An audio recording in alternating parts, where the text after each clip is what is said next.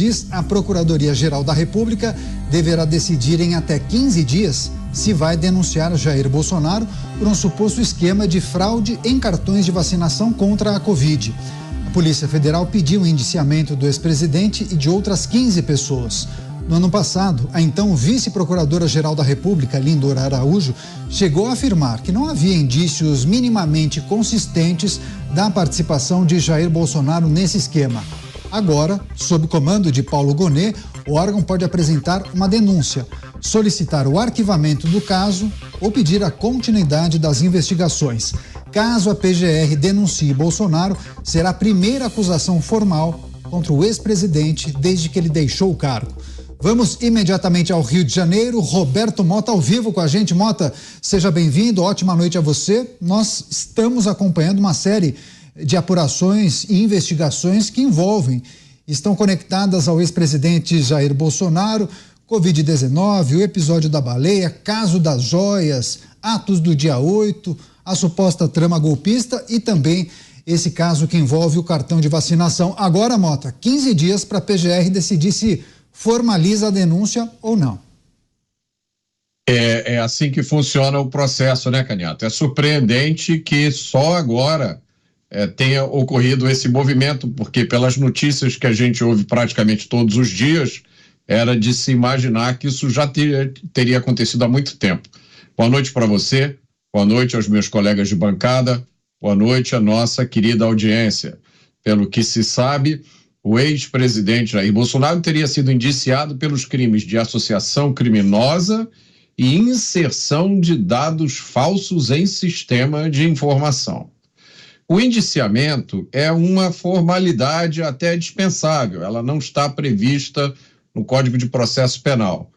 O indiciamento significa apenas que a polícia encontrou indícios, e daí vem o nome, de que a pessoa investigada teria cometido crimes. A polícia, então, encaminha esses indícios ao Ministério Público, o Ministério Público examina as evidências e decide se denuncia ou não o investigado. Apenas causa estranheza a notícia de que pessoas que planejavam uma coisa tão grave como um golpe de Estado tenham se preocupado com o detalhe de uma caderneta de vacinação. Mas vamos aguardar maiores informações. Pois é, esse é um bom ponto, a gente vai tratar com os nossos comentaristas. O José Maria Trindade em Brasília já a postos, vai trazer suas reflexões e informações. Seja muito bem-vindo, uma ótima noite a você. O ex-presidente Jair Bolsonaro indiciado nessa apuração que aponta fraude no cartão de vacinação. Agora, a PGR, Procuradoria-Geral da República, sob o comando de Paulo Gonet, irá analisar os documentos, toda a apuração e a investigação para formalizar ou não essa denúncia. Alguma projeção? É o alvo, né? O Mar de São Sebastião, é só flechada. Enquanto tiver bambu, tem flechada. Muito boa noite, Daniel. Boa noite, Mota, boa noite, Beraldo, e boa noite a você, que sempre está aqui nos pingos nos is. Olha, isso é importante demais aqui para nós. Olha, eu alertei, Bolsonaro ainda era o presidente do Brasil. Havia um cerco jurídico, um cerco no Congresso Nacional e um cerco na opinião pública por parte de vários veículos de comunicação, que entendiam que ele não era o presidente do Brasil ideal para as empresas de comunicação. Isso aí acabou se transformando num cerco geral. O Jair Bolsonaro saiu da presidência da República com 7 inquéritos abertos. Eu nunca vi isso em nenhum presidente da República. Há um certo exagero. É normal, tem que investigar, ninguém vai passar o pano para ninguém, ninguém está dizendo que não deve investigar, deve, mas é que há exagero. Veja bem, cartão de vacina de um ex-presidente da República, importunação de baleia e outros detalhes. Isso aí mostra que há mesmo um cerco judicial. Quando alguém está sendo alvo de muitos processos, é preciso desconfiar. Agora, existem processos sérios, como esse, por exemplo, da investigação de um golpe de Estado. Isto precisa ser investigado. Está na fase de inquérito ainda. Esse inquérito agora, onde há o pedido de indiciamento, é o do cartão de visitas, né? Veja bem, esse é o que originou todos os outros, né? Esta foi a rede armada para fazer busca e apreensão em vários aliados do ex-presidente Jair Bolsonaro e principalmente no ex-ajudante de ordens. Me disse ainda na presidência da República o ex-presidente Jair Bolsonaro de que, olha, Zé Maria, quebraram o meu sigilo telefônico. Eu falei, mas como, presidente? E ele, olha, abriram o sigilo telefônico do meu ajudante de ordens. Eu falo com ele todos os dias, de madrugada, de manhã, de noite, quando está viajando. Às vezes, quando ele está de folga, que o serviço é muito pesado, existe o segundo, mas eu acabo falando com ele. Então, tudo que eu falei, questão de segurança nacional, de segredo de Estado, está tudo nesse telefone que ele usa e que teve o sigilo quebrado, ele ainda no exercício de ajudante de ordens.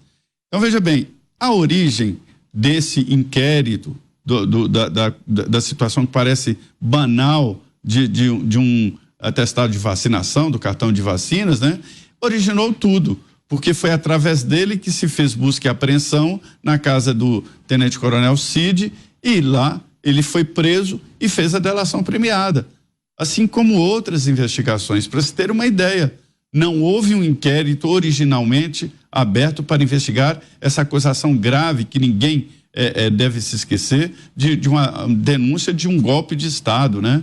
Então é isso. Essa história do cartão de vacina é que rendeu tudo isso que a gente está vendo hoje. Eu entendo que todas as investigações deveriam ser concentradas numa só e abrir para que todos tenham conhecimento. Tá certo. A gente anunciou na abertura o Cristiano Beraldo, daqui a pouco ele vai entrar com a gente, mas temos um convidado especial que eventualmente participa aqui de Os Pingos nos Is, o Alan Gani, fazendo aquela dobradinha especial, 3 em 1 e programa Os Pingos nos Is. Seja muito bem-vindo, Gani. Obrigado, muito bom ter você aqui com a gente. Igualmente. Estamos tratando do indiciamento de Jair Bolsonaro e outras 15 pessoas pela Polícia Federal por fraude no cartão de vacinação. Agora, a PGR, Procuradoria-Geral da República, tem um prazo de 15 dias para analisar toda a documentação e aí dar o veredito, se formaliza ou não a denúncia contra Jair Bolsonaro e essas outras 15 pessoas. O que é preciso trazer para análise? Bom, primeiro tem vários aspectos. A gente precisa saber se o Mauro Cid está falando a verdade. Ele prestou depoimento e disse que o ex-presidente Jair Bolsonaro seria o mandante nesse caso. Primeiro, é verdade ou não o que Mauro Cid está falando. Segundo ponto é se a PGR ela vai acatar o indiciamento. Por enquanto, o ex-presidente ainda não é réu. Eu vejo que, caso acate esse indiciamento e caso Mauro Cid esteja falando a verdade, aí a situação do ex-presidente pode se complicar, porque aí há um fato concreto. É bem diferente em relação a outra acusação, né, de tentativa de golpe, e como o Zé bem colocou, né, houve ali para mim o que a gente chama de fishing expedition, né? Então vão ali atrás do cartão de vacinação, tentando cavucar, achar alguma coisa que comprometa em outra questão, né? Conversas privadas, de celulares, e a gente sabe que cada investigação ela deve ser aberta com uma finalidade e não você abre uma investigação, tenta achar alguma coisa para eventualmente acusar a pessoa e vai colocando tudo dentro de uma mesma investigação. Não é assim que a coisa funciona. Agora, em relação ao suposto golpe de Estado, ali eu vejo que a situação, do ponto de vista jurídico, estritamente, eu não vejo razões para uma condenação de Jair Bolsonaro. Por que eu falo isso?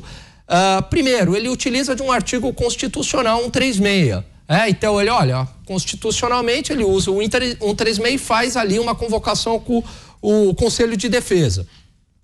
Com as Forças Armadas no caso. Fala, olha, eu tô querendo decretar um estado de defesa porque, segundo ele, há uma fraude eleitoral. Aí as Forças Armadas dizem, ora, peraí, não tem nada que comprove essa fraude eleitoral, então nós não vamos aqui literalmente entrar em campo. E aí o ex-presidente diz, ok, então não sigo com isso, né? Então, houve uma cogitação ali da utilização do estado de defesa ou estado de sítio, que seria 137. Mas a cogitação não é crime.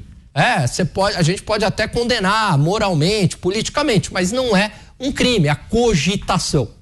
Inclusive é um dispositivo constitucional que ele utilizou. Então aí eu vejo que juridicamente não o compromete pela letra seca da lei. Isso não significa como é que o Supremo vai julgar esse caso. A gente sabe que muitas vezes os julgamentos não são estritamente jurídicos, tem questões políticas, enfim. Agora, em relação ao cartão de vacina, novamente, colocando na condicional, se for comprovado uma ingerência do ex-presidente para uma falsificação de cartão de vacina e que o Mauro Cid esteja falando a verdade, se tudo isso for comprovado, precisa de provas concretas aí, a situação para ele pode ficar mais complicada. Pois é, o que é certo, o que é errado é errado. Não tem discussão. Alan Gani sempre colaborando com a gente aqui, como diria Luiz Felipe Dávila, o galã dos comentários da Jovem Pan News. Eu vou retomar com o Roberto Mota, que tem um aspecto importante para a gente debater em cima dessa notícia. Mota, é exagero quando pessoas do entorno do ex-presidente Jair Bolsonaro falam em perseguição, falam que muitas vezes acabam vazando informações que envolvem o ex-presidente de propósito. Muitos, inclusive, mencionam esse aspecto trazido pelo Alan Gani. Fish and Expedition, é um termo em inglês, mas seria expedição de pesca, Você joga a rede para pegar uma série de coisas que poderão ser utilizadas lá na frente em 10, 12, 15 inquéritos abertos de forma praticamente simultânea, hein, Mota? Há vários aspectos que a gente precisa, sobre os quais a gente precisa refletir, Caniato. A utilização da polícia para finalidades políticas é uma coisa muito grave. Isso já aconteceu várias vezes na história do Brasil. A polícia é um dos elementos do sistema de justiça criminal. O objetivo dela é proteger nossos direitos fundamentais. O direito à vida, a liberdade, o direito de ir e vir, o direito de propriedade. O uso político da polícia é uma das características de regimes autoritários. E eu vejo que o senso de justiça de muitos brasileiros, ele é afrontado ao ver a mobilização do Estado brasileiro para investigar modificações em uma carteira de vacinação. Só para lembrar, enquanto isso está acontecendo, no Brasil, o narcotráfico domina grandes áreas nas maiores cidades do país. Enquanto isso está acontecendo, criminosos hediondos, pais que mataram filhas que mataram pais, estão usufruindo de benefícios injustificáveis e moralmente inaceitáveis diante dos nossos olhos. Enquanto isso, alunos de uma universidade federal, no seu primeiro dia de aula, foram recebidos por indivíduos sem roupa. E ficou tudo por isso mesmo. Então, o brasileiro tem razão quando ele olha para o que está acontecendo no Brasil, tenta encontrar algum sentido nisso e não consegue. O indiciamento do ex-presidente Jair Bolsonaro por suposta fraude no cartão de vacinação. Cristiano Beraldo também com a gente para trazer suas reflexões, informações e análises. Beraldo, seja bem-vindo. Ótima noite a você. Boa noite, Caniato. Boa noite, Mota, Alan e a nossa audiência que nos prestigia aqui todas as noites nos Pingos nos Is. Esse assunto é um assunto que a gente não deveria estar tratando dele, porque essa questão do cartão de vacina é algo inimaginável para alguém que ocupa a presidência da República. Se você ocupa a presidência da República, você tem que estar preocupado com os inúmeros problemas da República. E não se espera de alguém que está nessa posição participar de um processo de fraude num cartão de vacinação com a participação de um deputado. É uma história muito sem vergonha, é uma história muito baixa que não cabe ao presidente da República fazer. É realmente preocupante que a gente veja tanta energia ser colocada num tema, em algo que a mim parece não fazer nenhum sentido, né? Qual foi o benefício desse cartão de vacina adulterado? Na prática, assim, aonde que o presidente da República foi, mostrou lá a família dele, que tem envolvimento aí de familiares, mostrou o cartão, e aí o cartão foi ali aceito como uma condicionante para a entrada em um país ou em algum lugar, porque naquela época a gente usava o cartão de vacina para fazer uma série de coisas, mas houve esse episódio. E aí a gente tem a próxima pergunta. Se foi fraudado num município, numa secretaria de saúde do município tal, quer dizer, que esquema era esse? Por que não fizeram isso simplesmente presidente da República? Porque eu fico imaginando a cena. O deputado chega para o servidor público, vai lá com um secretário de saúde que tem que falar com a enfermeira, que tem que falar com o auxiliar, tem que falar com esse, com aquele, para contar o seguinte: pessoal, vamos fazer uma fraude aqui para o presidente da República. Ele pediu para a gente aqui no nosso município da Baixada Fluminense, resolvemos o problema da carteira de vacina. Assim, eu custo muito a acreditar nisso, eu acho isso muito fantasioso, que no exercício do mandato de um cargo que exige tanta responsabilidade, dedicação, sobre tempo, para se ter um tipo de iniciativa tão negativa como essa, de pedir a fraude de um cartão de vacina. Então, enfim, preciso conhecer, eu não conheço os detalhes do que foi apurado até agora, mas realmente acho absolutamente incompatível algo dessa natureza com o papel que era desempenhado por Jair Bolsonaro naquele momento. Chamar mais uma vez o José Maria Trindade. Zé Maria, eu trouxe a informação no início do programa acerca do posicionamento da então vice-procuradora-geral da República, Lindor Araújo, que não teria identificado elementos que pudessem conectar o ex-presidente Jair Bolsonaro a esse esquema de fraude nos cartões de vacinação. Aquele entendimento lá atrás terá algum peso na apreciação que será feita por Paulo Gonet a partir de agora? É exatamente isso que o Beraldo está dizendo, né? A dificuldade de entender que um presidente da República desça a minúcias como um cartão de vacinação. Talvez a grande preocupação, Beraldo, dessa história da vacinação seria a entrada do ex-presidente, né? Do então presidente nos Estados Unidos. Esse cartão de vacinas, quando se trata de uma viagem internacional, ele vai para a internet, né? Não é um cartão que você apresenta fisicamente, no papelzinho, não. É um cartão de vacina internacional, inclusive com outras vacinas que cada país tem uma exigência, né? De um cartel de vacinas. Então, é muito difícil de saber. Mas que ele entrou o então presidente Jair Bolsonaro entrou nos Estados Unidos num momento em que era exigida a vacina, ele entrou. Agora, a gente não sabe até porque ele tem um passaporte diplomata, né? Diplomático, e esse passaporte dá passagem livre na entrada dos países, há acordos internacionais que garantem isso. É tudo muito complexo, muito difícil. O que a gente não pode mesmo, e você tem razão de novo, Beraldo, é perder tempo com esse tipo de coisa de um presidente da República.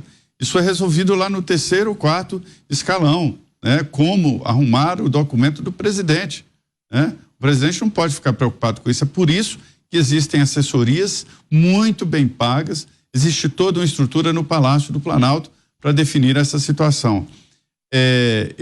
Eu também me provoca estranheza entender que um presidente que não defendia a obrigatoriedade da vacina e o dinheiro gastava, o governo sempre gastou e gasta rios de dinheiro em publicidade, mostrando a eficácia da vacina. O governo investe dinheiro em publicidade, incentivando a família a levar os filhos para vacinar. Então, assim, fica incoerente que um presidente da República ele invista, porque ele que autoriza todos os gastos, né? Dinheiro em campanha para levar os filhos para vacinar e ao mesmo tempo ele faça uma campanha contrária a um processo de vacinação. Então ficou muito estranho esse debate, tentaram jogar para cima dele algo próximo ali do terraplanismo, que era uma tentativa de colocar um carimbo nele de uma pessoa que está fora da realidade. E não é assim, né? Não é assim. Acabaram vendendo esta imagem para o exterior de uma maneira muito cruel e Jair Bolsonaro não é esse deslocado que tem raiva de tudo, que acredita que a Terra é plana, não é isso, né? Mas houve todo um trabalho para que isso acontecesse. No mais, esse inquérito aí repito, o que originou, Daniel, todos os outros. Pois é, vou retomar com o Roberto Mota, que trouxe uma reflexão, uma informação importante em um de seus comentários. Eu queria, inclusive, me aprofundar nisso, Mota.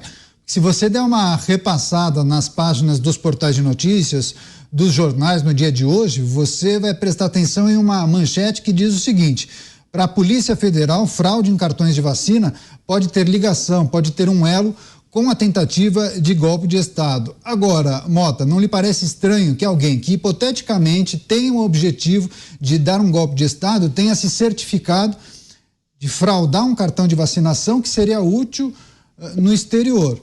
Logo, quem quer dar um golpe de Estado fará isso para ficar no país, para tomar o poder à força. E se for ficar no território nacional, precisaria do cartão de vacinação. Eu pensei muito, Daniel, sobre isso, né? Eu achei que eu talvez tivesse lido errado a notícia, e aí fui verificar em várias fontes. Aparentemente é isso mesmo, né?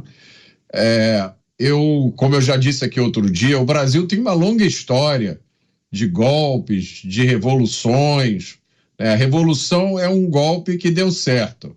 Quando ele não dá certo, ele entra para a história como golpe. Mas em nenhum desses eu percebi as características desse suposto golpe agora, né? Eu dei uma olhada na história do Brasil, não encontrei nenhum golpe que tinha sido planejado numa reunião pública, filmada, com garçons servindo bebidas, né? Com discussões jurídicas a respeito da implantação de uma medida prevista pela Constituição. E também não me lembro, posso estar enganado, minha memória pode estar me falhando, mas também não me lembro de quem planeja um golpe no Brasil e em outros locais está preocupado com detalhes como uma carteira de vacinação. Quem dá um golpe de Estado usa, em geral, um golpe de Estado é isso, é o uso da força para ocupar o poder. E aí, se o golpe falha, em geral, quem tentou dar o golpe foge, se exila, né? Existem inúmeros casos na história do Brasil que as pessoas que tentaram tomar o poder à força e não conseguiram vão embora. Em geral, não tem preocupação com detalhes como ter uma carteira de vacinação em dia, né? Eu acho isso, embora possível, extremamente improvável. Então, eu acho que a gente precisa aguardar. E, de novo, me lembra muito a situação nos Estados Unidos do ex-presidente Donald Trump, em que foram abertos vários processos contra ele e inúmeros juristas importantes nos Estados Unidos dizem que esses processos foram abertos usando uma ginástica jurídica impensável num país como os Estados Unidos. O Trump está sendo processado criminalmente no estado de Nova York por causa de um pagamento que ele fez a uma dançarina. O promotor de Nova York alegou que este pagamento estaria de alguma forma ligado a recursos de uma campanha eleitoral do Trump, portanto infringiria a lei. O Trump também foi multado em quase $500 bilhão por causa de uma manobra contábil que ele fez há muito tempo numa das empresas dele, que não tem nada de mais, segundo a grande maioria das pessoas que entendem desse assunto, mas o promotor escolheu caracterizar isso como um crime e gerou para o Trump uma multa de 500 bilhões. Eu tenho notícia agora de que ele está recorrendo dessa multa usando a 8ª emenda da Constituição americana, que proíbe punições injustas, extremamente cruéis e também multas excessivas. Então, acho que se a gente olha para o que está acontecendo nos Estados Unidos nesse momento, e se a gente olha para a história do Brasil, a gente tem elementos para entender o que está acontecendo aqui.